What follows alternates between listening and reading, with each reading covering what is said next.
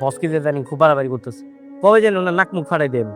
আগে office change করো, চাকরি চলে গেলে সংসার কিভাবে চলবে? এটাই তো একটা বড় সমস্যা।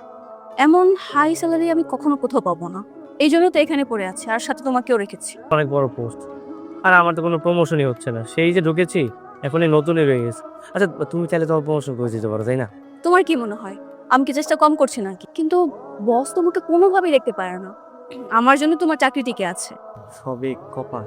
আচ্ছা, তুমি আজকে বোনাস কত পেয়েছো? আমি মাত্র 35,000 টাকা। আমি কিন্তু 2 লক্ষ টাকা পেয়েছি। কি লাখ! যদিও তোমার সিনিয়র পোস্ট, তুমি তো পাবাই, আর তাছাড়া বসের ছায়া তো তোমার উপরে আছে। কে যাই হোক, বাদ দাও। আচ্ছা শোনো না, আজকে আমরা এখান থেকে উঠে চলো না জুয়েলার্সের দোকানে যাই। কেন? মানে আমার অনেক দিনের ইচ্ছা ছিল একটা গোল্ডের গহনা কিনবো আর কি, সো আজকে যেহেতু টাকা হয়েছে, চলো না যাই। আচ্ছা ঠিক আছে, কবেটা শেষ করো তারপর যাচ্ছি।